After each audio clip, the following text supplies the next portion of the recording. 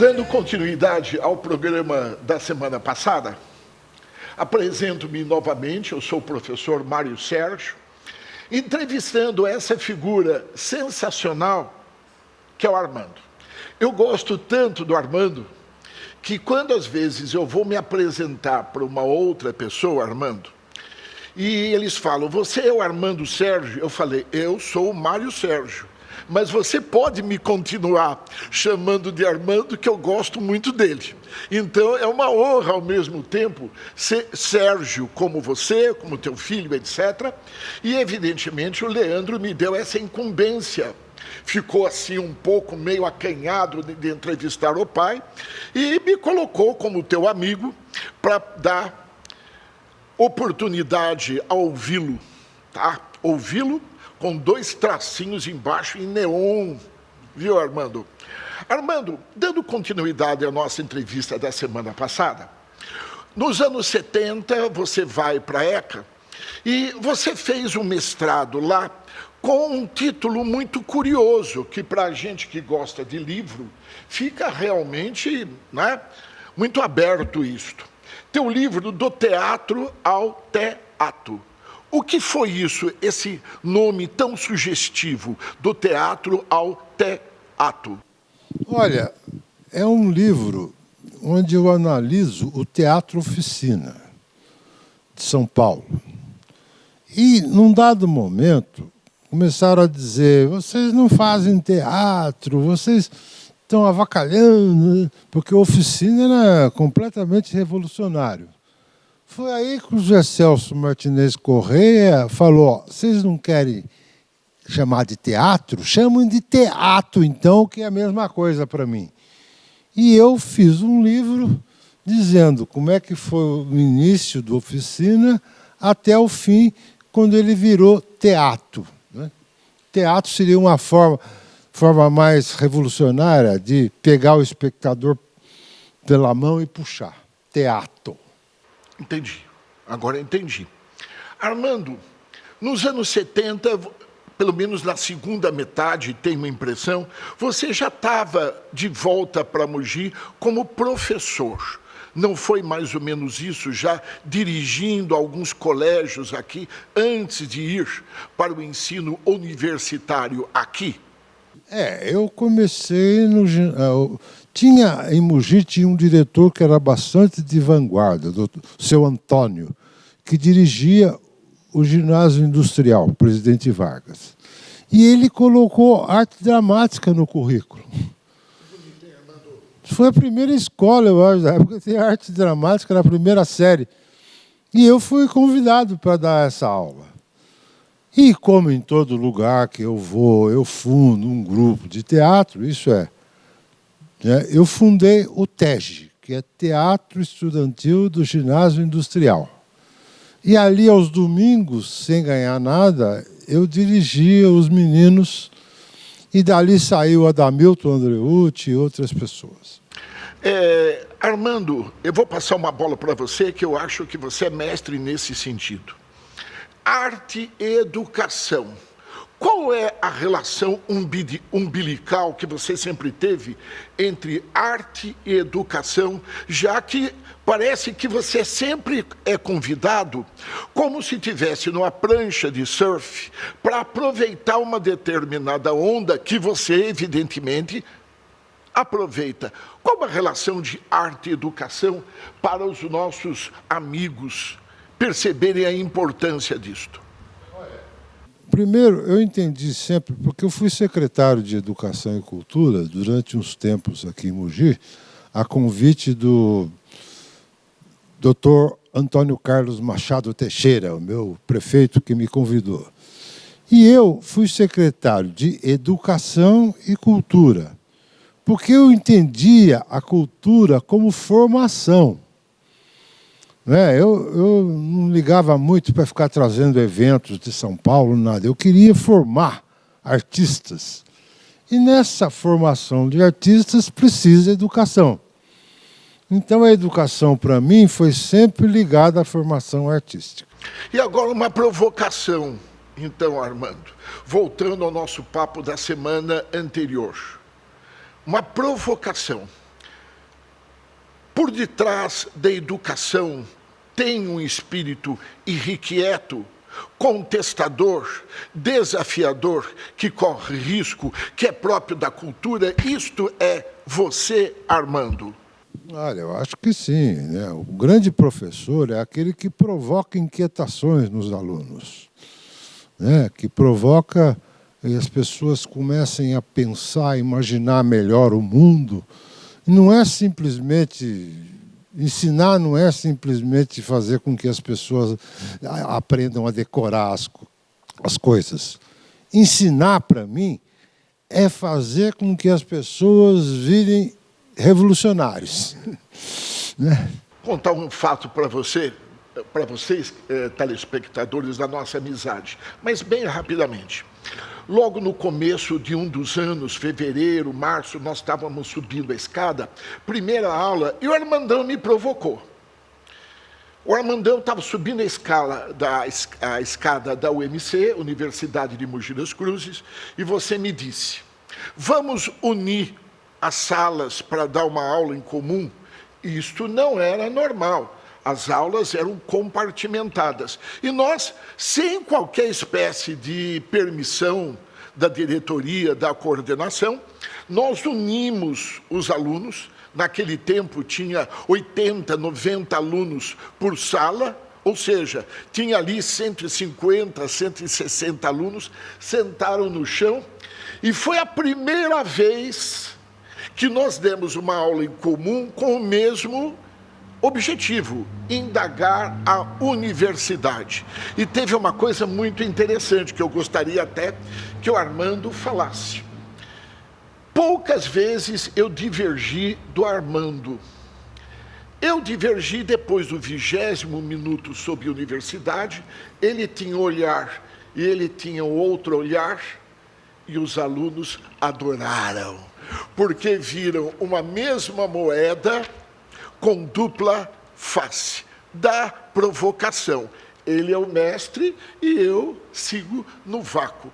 Volto a esse mesmo ponto.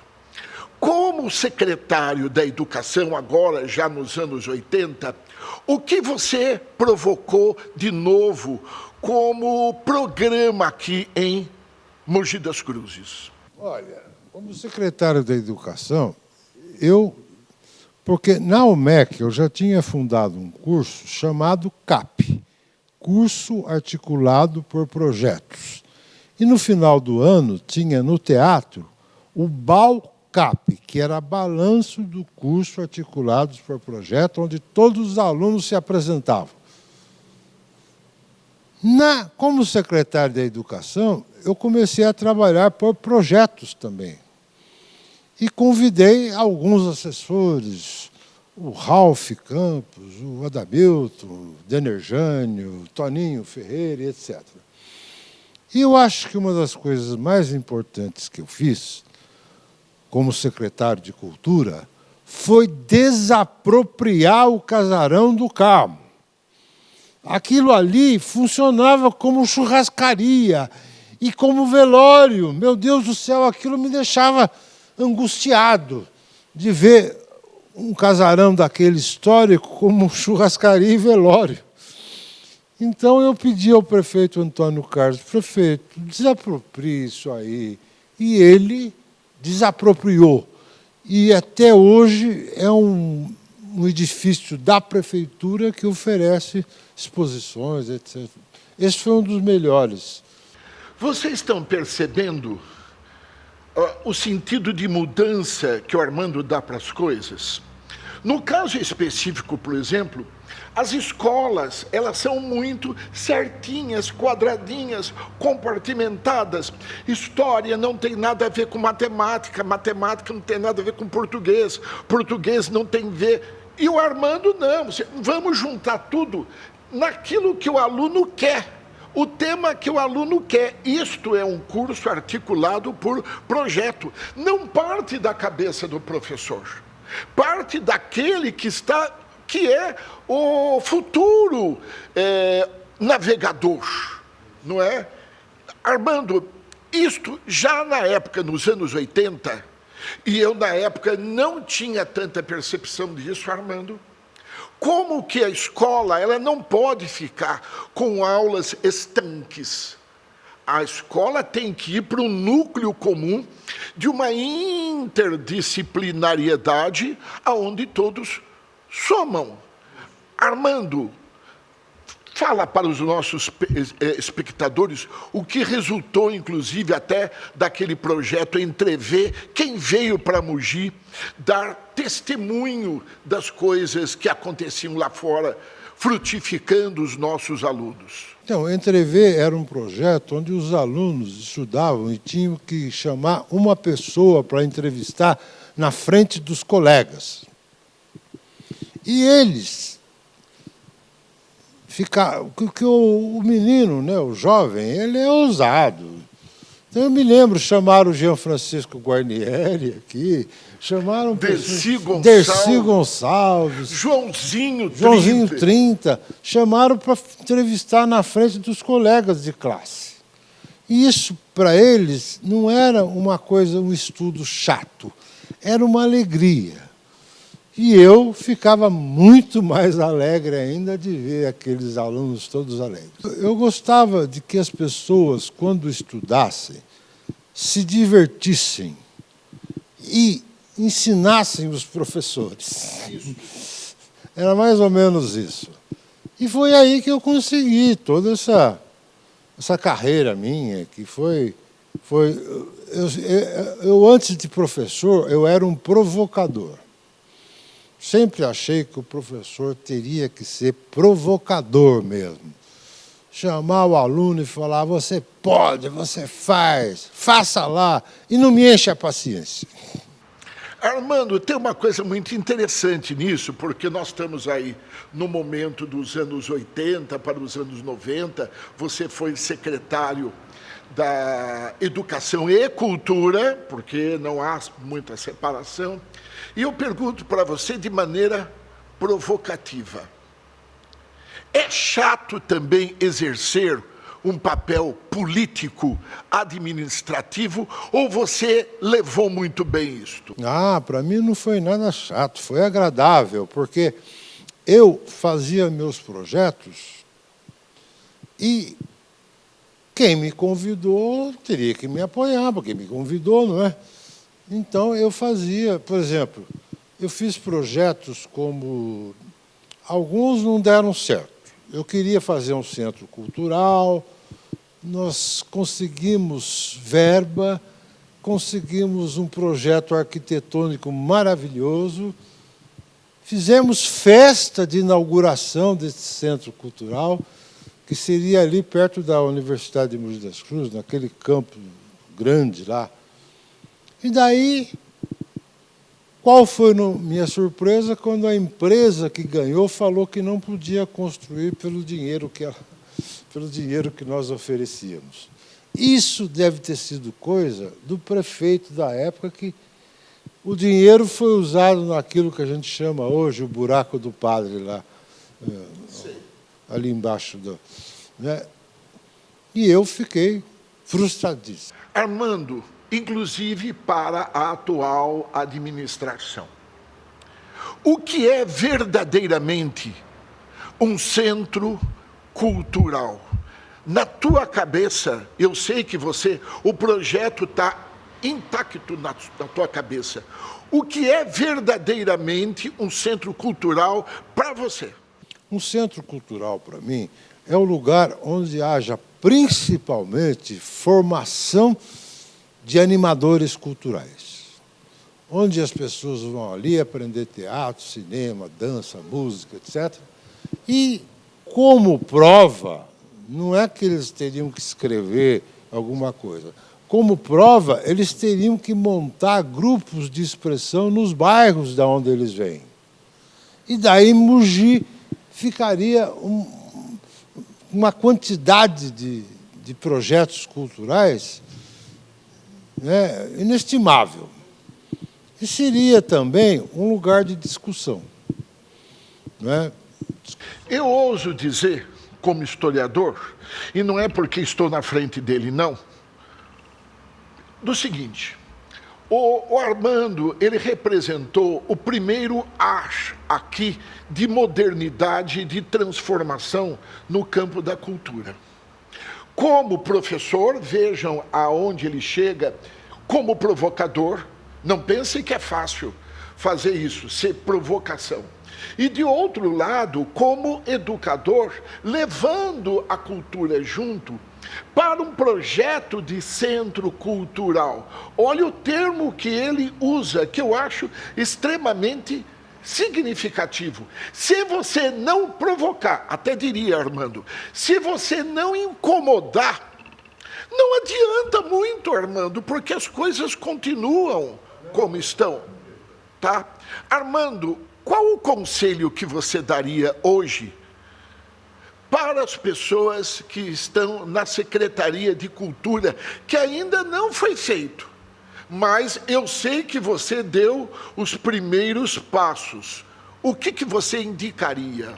Olha, quando o Matheus Sartori assumiu, ele foi lá em casa pedir para que eu falasse um pouco. E o que eu falei para ele foi o seguinte: olha, você não se preocupe com o evento. Evento é uma coisa que pode acontecer, mas você não precisa se preocupar com isso. Preocupe-se com formação. Precisamos formar agentes culturais em Mogi das Cruzes. Então, o que eu diria para os atuais secretários de Cultura é que eles façam cursos, formação, etc., para que a gente, como eu disse, tenha em todos os bairros. Armando, e museu de rua, que você já conversou lá atrás comigo a respeito disso, tem um capítulo no teu livro que você vai andando pela rua Doutor Deodato. Eu falei, esse cara é cenógrafo. E você vai falando que seria o museu de rua da rua Doutor Deodato, ou seja, colocar a educação e a cultura na rua como anima, que vem de alma, que vem de emoção. Fala para mim o que é o museu de rua, porque eu acabei de ler o livro. Foi muito emocionante essa hora que você percorre na imaginação o que poderia ser isto que nós estamos conversando. Para mim, o museu de rua seria o seguinte: seria uma maneira artística, uma maneira didática, de fazer com que as crianças e os jovens aprendessem sobre Mogi das Cruzes. Eu, quando fui secretário, eu tentei fazer algumas coisas. Então, eu colocava fotos de antigamente no presente. Então, as pessoas olhavam o local hoje e viam antigamente como é que era. Mas isso era uma ninharia. O que eu queria mesmo é fazer da cidade um museu. Museu alegre, vivo, onde as pessoas pudessem olhar e falar: meu Deus, essa é Mogi das Cruzes, esse foi o doutor Deodato, puseram fogo na casa dele. Enfim, que as pessoas aprendessem a história de Mogi das Cruzes passeando pela rua. Não consegui fazer, porque na época o prefeito não quis. A minha livre-docência foi exatamente, a minha tese foi uma oficina da essência. Teatro, uma oficina da essência. Onde eu demonstrei minha maneira de ensinar teatro. Aí foi minha livre-docência.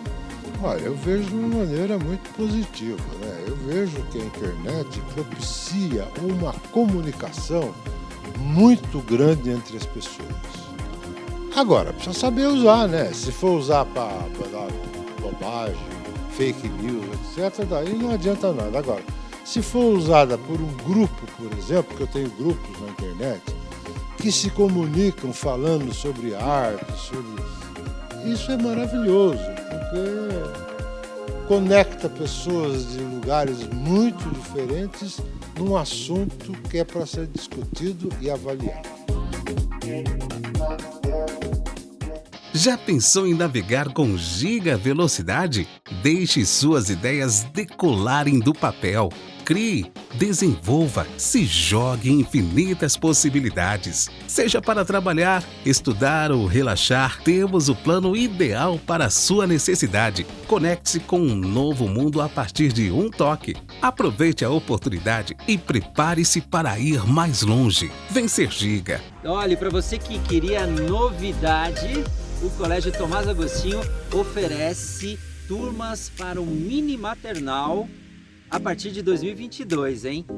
O seu filho ou sua filha de 2 anos de idade já pode estudar nessa escola tradicional com muita qualidade de ensino e uma equipe fantástica que vai cuidar deles desde o comecinho, hein? A partir dos 2 anos de idade, e você deve agendar sua visita e conhecer a escola de perto, né? Nada melhor do que estar ali, ver as instalações, ver toda a equipe, conhecer o pessoal da diretoria, que vai cuidar muito bem dos seus pequenos.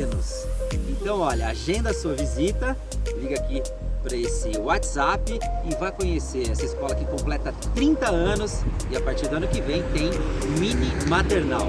É isso aí, aproveite essa oportunidade. A Prismatec tem a solução de redução de custo para o seu condomínio, com segurança, eficiência e economia. Portaria remota com completa automação condominial e empresarial. A partir de R$ 4.500. Solicite um orçamento. Prismatec, uma empresa do Grupo Prisma. A paisagem de Mogi tem uma referência única. De onde você olhar, lá está ele. Imponente, com toda a segurança, conforto e lazer. Landscape by Elbor. A sofisticação também tem uma referência única. Uma vista privilegiada para a Serra do Itapetí e todo o conforto que você e sua família merecem. Uma infraestrutura privativa e sofisticada a serviço de seu bem-estar. Tudo isso traduzido em uma área de lazer completa para você aproveitar o melhor da vida sem sair de casa. O melhor residencial de Mogi está esperando por você. Landscape by Elbor. Um Elbor para chamar de seu. Venha conhecer. Promoção com prazo limitado. Antes da gente ir novamente para São Paulo, para você falar do CEPECA, que nós vamos explicar, você tem saudades desta época que você está falando, não dos anos 50, porque é impossível não ter saudade, mas dos anos 70, 80, 90, aonde você estava ali como vanguardista, você tem saudade disto? Tenho muita saudade, porque eu era bem mais novo, né? Então eu tinha muita força de vontade para fazer as coisas. Né? Então eu tenho saudades porque é da minha juventude, né? Quem que não tem saudade da juventude? Só que você pôs no teu livro, que eu li, que você tem saudade, mas você não é nostálgico. Você não é uma pessoa que quer regressar ao passado de maneira idílica. Não, você vê o passado com olho próprio e, evidentemente, vê as coisas que acontecem hoje. Daí a minha pergunta, Armando. Como você vê a educação hoje, a arte e a cultura em Mogi hoje? Olha, na verdade, eu não tenho muita informação sobre isso. Eu vejo, porque sempre quando não tem uma pessoa irrequieta na liderança, os professores, etc., também não são irrequietos. Eles são mais ou menos... Falta liderança, não falta, Armando? Porque senão nós saberíamos, Armando. Nós estamos ali ao lado. Se falta alguém que, como jovem que deve ser, para poder subverter, nós saberíamos. Falta algo deste algo mais, não falta, Armando? Falta sim. Hoje eu não sinto isso em Mogi. Não sinto. Armando, vamos para o momento da USP e lá você foi para...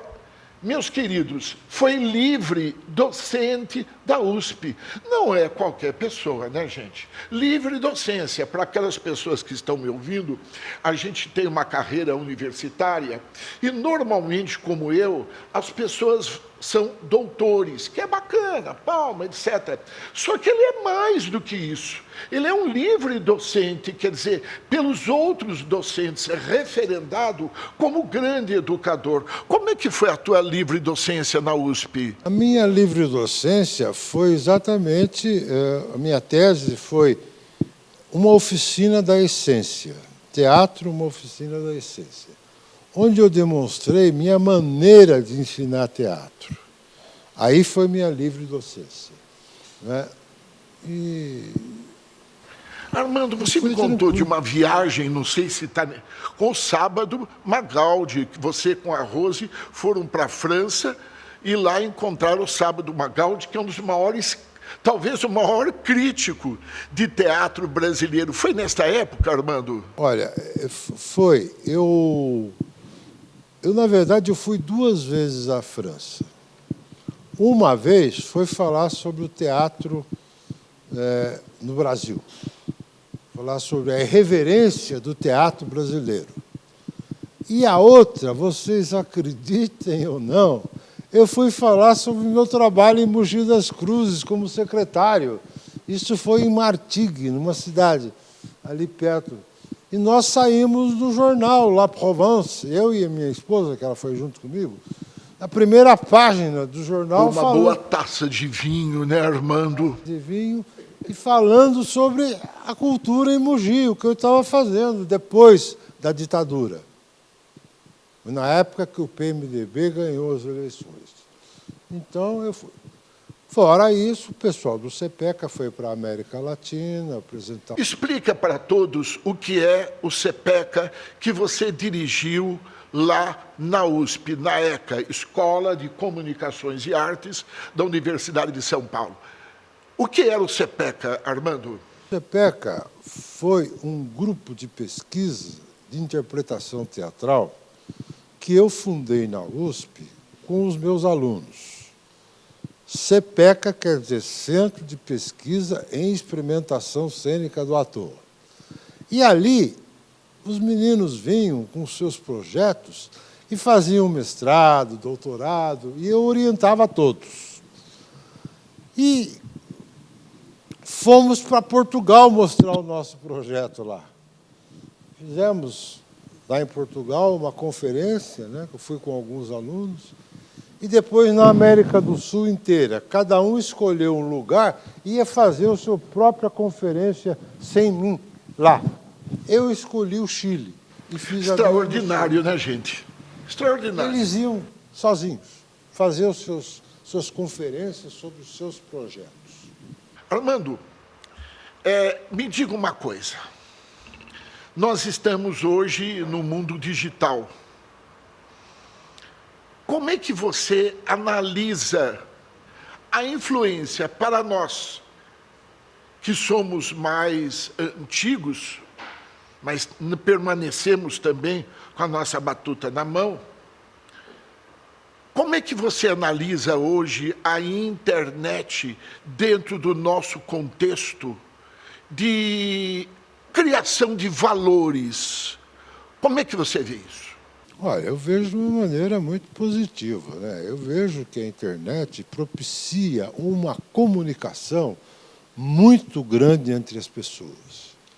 Agora, precisa saber usar, né? Se for usar para dar bobagem, fake news, etc., daí não adianta nada. Agora, se for usada por um grupo, por exemplo, que eu tenho grupos na internet, que se comunicam falando sobre arte, sobre... Isso é maravilhoso, porque conecta pessoas de lugares muito diferentes num assunto que é para ser discutido e avaliado. Como é que os seus netos, não sei a idade deles, Armando, então você me permite, como é que os seus netos sentem a internet? Para eles é como se fosse uma segunda pele? Eles o tempo todo. O tempo todo estão olhando, estão vendo. Eu procuro orientar, veja o que vocês olham aí, hein? E procuro. Não sei se consigo, mas procuro. E eles são todos ligados. Armando, tem muito mais informação do que a gente tinha quando eu tinha Com 4, 5 anos. certeza, com certeza. Quando o meu neto era pequenininho, eu levei ele para a janela, Armando, devia ter 2 anos, 3 anos, e ele na janela, Armando, fez assim, com o dedinho, como se tivesse passando uma imagem, Armando. Eu quase caí, cara, eu quase caí. Você, meu Deus, ele já é um nascituro digital. E eu sou lá do tempo outro, né, Armando? Quer dizer, eles passam, de certa forma, a serem guias, como também os nossos filhos. Armando, eu tenho quase que certeza,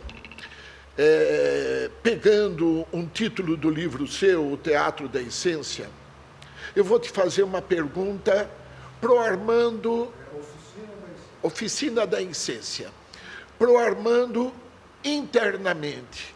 Você é o protagonista desse teatro da Oficina da Essência de você mesmo, ou melhor, você buscou dentro de você mesmo e, antes de tudo, essa capacidade de articulação e decifração do mundo?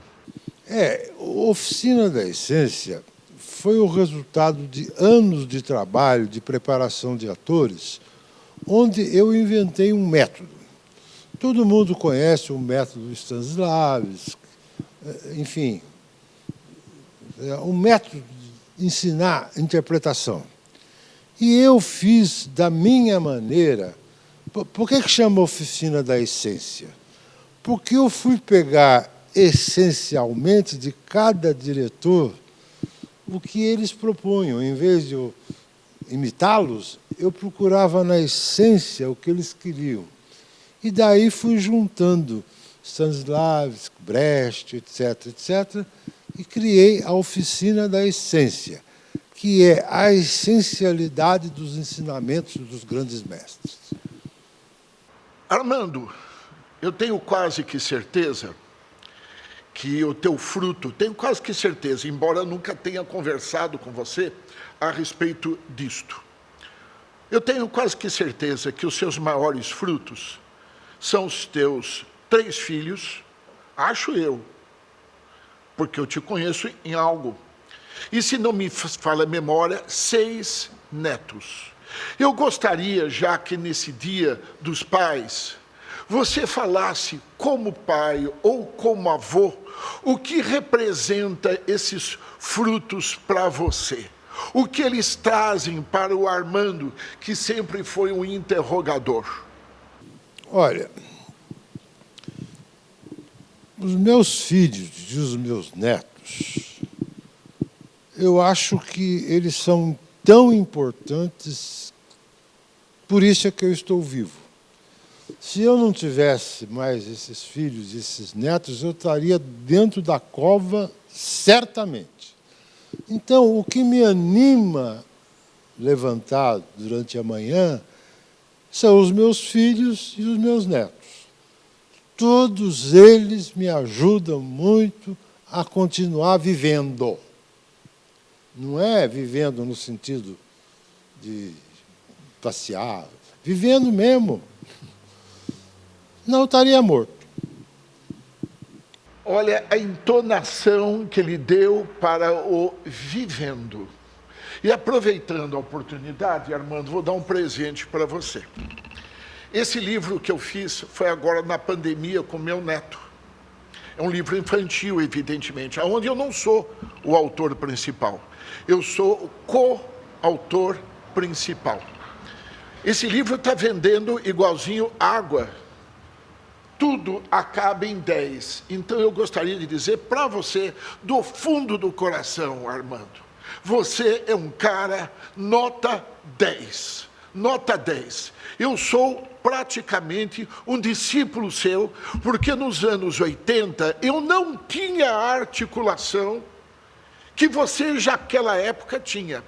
De uma certa maneira, até invejá-lo, porque quando você sentava para dirigir, os professores lá na UMC, você falava de maneira tão cordial, de maneira tão calma, de maneira serena. Eu falava, meu Deus do céu, como é que esse cara articula de maneira legal? Parabéns, você é um cara nota 10. Viu, Armando? Está aqui para Fui você. entrevistado por uma pessoa nota 10,5. Obrigado, Armando. Meu Deus, Leandro Sérgio, Mário Sérgio e Armando Sérgio. Tem Que o ainda Sérgio- Sandro Sérgio. tem o Sandro Sérgio, então que os Sérgios e outros netos, filhos, se frutifiquem. Um beijo para todos vocês. Obrigado, Armando. Obrigado a você.